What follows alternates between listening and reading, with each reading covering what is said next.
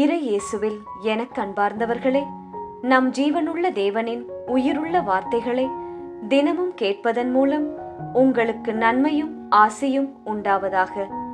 இன்றைக்கு நம் உள்ளத்தில் ஆண்டவர் பேச விரும்புகிற திருவசனம் எபிரேயர் 12ஆம் அதிகாரம் 6ஆம் திருவசனம். ஆண்டவர் தாம் யாரிடம் அன்பு கொண்டிருக்கிறாரோ அவர்களை கண்டிக்கிறார். இறை இயேசுவில் எனதருமை நண்பர்களே, உங்கள் அனைவருக்கும் நம் இயேசுவின் அன்பை உரித்தாக்குகின்றேன். இன்று ஆகஸ்ட் மாதம் 24ஆம் நாள், ஆண்டின் பொதுக்காலம் 21ஆம் ஞாயிற்றுக்கிழமை. என்று பிறந்த நாள் மற்றும் திருமண நாள் கொண்டாடும் அனைவருக்காகவும் நம் ரோசரி பிரேயர்ஸ் குடும்பத்தார் சார்பாக இறை இயேசுவின் ஆசீரையும் பாதுகாப்பையும் சொந்தமாக்கிக் கொள்கிறேன். அடுத்தபடியாக பிரியமானவர்களின் பிரிவால் தவிக்கும் நண்பர்களையும் இறை இயேசுவின் ஆறுதல் தாங்க வேண்டும் என்பதாய் ஜெபிக்கின்றேன்.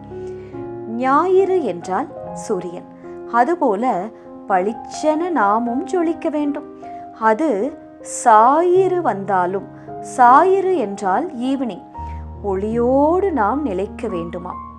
ஞாயிறு முதல் சாயிறு வரை, மார்னிங் முதல் ஈவினிங் வரை நம் வாழ்க்கை வெளிச்சமாயிருக்க வேண்டுமாம். இறை இயேசுவின் அருள் நமக்கு தேவை. இன்று விடுமுறை நாள்தானே. குடும்பமாய் அலட்சியமின்றி சரியான நேரத்திற்கு ஆலயத்திற்கு சென்று ஆண்டவரை தேட மறக்காதீர்கள் நண்பர்களே. நீங்கள் எந்த வேலையில் இருந்தாலும் சரி, டீச்சரோ, நர்ஸோ, டாக்டரோ, பிஸ்னஸோ, லாயரோ அல்லது கவர்மெண்ட் ஆஃபீஸோ, எல்லா நேரமும் சிரிப்பும் கூத்துமாக இருந்தால் வேலை நடக்குமா? சொல்லுங்கள். அவுட்புட் கிடைக்குமா? வரவு இருக்குமா? அனைவரும் வேலை செய்வார்களா? முதலில் நிச்சயம் இல்லை. போட்ட முதல் அனைத்தும் வீணாய்தானே போகும். ஆகவே அது மேனேஜரோ, பேரண்ட்ஸோ அல்லது பிஸ்னஸ் நடத்துபவரோ, டாக்டரோ யாராக இருந்தாலும் சில நேரங்களில் கண்டிப்பாக இருக்க வேண்டும். சில காரியங்களை அழுத்தி சொல்ல வேண்டும். இந்த நாளுக்குள் இந்த வேலையை முடித்து ரிப்போர்ட் அனுப்ப வேண்டும் என்று கண்டிஷன்ஸ் வைக்க வேண்டும். பெஞ்ச்மார்க் இருக்க வேண்டும். அது மிகவும் அவசியம். அனைத்தும் அப்போதுதான் வீட்டிலும் சரி, வேலையிடத்திலும் சரி கரெக்டாக நடக்கும். சிறு பிள்ளைகள் கூட புரிந்து கொள்வார்கள். they will fall in lane. அதே போலத்தான் ஆண்டவர் தாம் யாரிடம் அன்பு கொண்டிருக்கிறாரோ அவர்களைத்தான் கண்டிக்கிறார். ஏன் அவ்வளவு அக்கறை உங்களுடைய வளர்ச்சியில் இயேசுவுக்கு உண்டு? சிந்தித்து பாருங்கள். அவ்வளவு அன்பு இயேசுவுக்கு உங்கள் மேல். நீங்கள் திசை மாறி சென்றுவிடக்கூடாது. உங்கள் ஆத்துமா எரிநரகத்திற்குள் சென்றுவிடக்கூடாது என்பது மட்டும்தான் அதற்கு விளக்கம். கண்டித்து திருத்தும் டீச்சர், அன்பாய் திருத்தும் மதர், தாய், தண்டித்து திருத்தும் தந்தை, டிமாண்டிங் ஆக பேசி வேலையை முடிக்க வைக்கும் மேனேஜர், டீம் லீடர். உங்கள் வாழ்க்கை பாசிட்டிவான மாற்றங்களுக்கு இவர்களெல்லாம் தேவை நண்பர்களே. ஆண்டவரும் நம்மை திருத்துகிறார், சிட்சிக்கிறார், சில நேரங்களில் கண்டிக்கிறார் என்றால் அவர் நம் கூடவே இருக்கின்றார் என்று அர்த்தம்.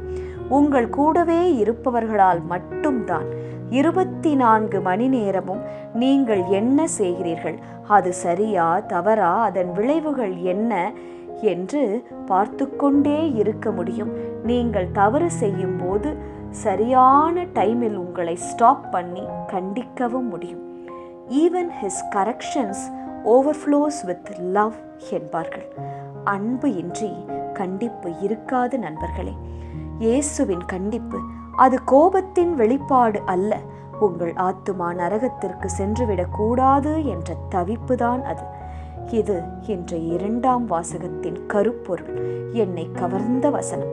எனவே வாழ்க்கையில் ஏதாவது தடை வருகிறதா, கஷ்டம், பின்னடைவு வருகிறது என்றால் சோர்ந்து போகாதீர்கள்.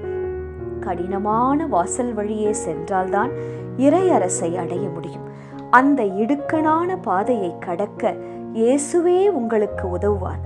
உங்களுடனே கைபிடித்து கொண்டு அவரும் நடந்து வருவார்.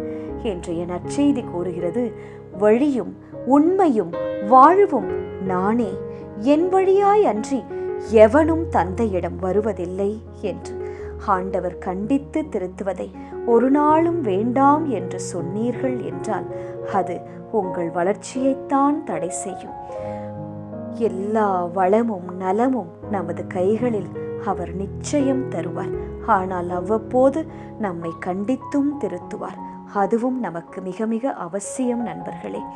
கடைசியாய் வருபவர்கள் கண்டித்து திருத்துவதை ஏற்றுக்கொண்டார்கள் என்றால் அவர்கள் முதலில் வாசலில் நுழைந்து விடுவார்களாம். நாம் அதை தவறவிட்டு விடுவோமாம். நாம் மிகவும் கவனமாக இருக்க வேண்டிய நாட்கள் இது. சிந்தித்து பாருங்கள். இந்த ஞாயிற்றுக்கிழமையில் ஜெபிக்கலாமா? இயேசுவே, நீர் எங்களுக்கு காட்டும் மாறாத அன்பு பெரியது. அதனால்தான் எங்களை கண்டித்து தண்டித்து திருத்துகின்றீர் என்பதை இன்று நாங்கள் புரிந்து கொள்கிறோம். எங்களுக்கு இன்றைய நாளில் ஆண்டவர் தாம் யாரிடம் அன்பு கொண்டிருக்கிறாரோ அவர்களைத்தான் கண்டிக்கிறார் என்ற வசனத்தின் மூலம் பேசியதற்காக நன்றி ஆண்டவரே. இடுக்கணான வாசல் வழியே நல்வழியில் நடந்து நாங்கள் நுழைய துணை செய்யும் இயேசுவே. ஆமேன். இயேசு கிறிஸ்துவின் பெரிதான நாமத்தின் நிமித்தம் ஜெபிக்கிறோம். ஆமேன். ஒவ்வொரு நாளும் உங்கள் உள்ளத்தில் ஆண்டவர் பேச விரும்புகிற இறை வார்த்தையை தெரிந்து கொள்ள ரோசரி பிரேயர்ஸ் சேனலை சப்ஸ்கிரைப் செய்யுங்கள். மேலும் உங்கள் நண்பர்கள் மற்றும் உறவினர்களுடன் ஷேர் செய்யுங்கள். நன்றி.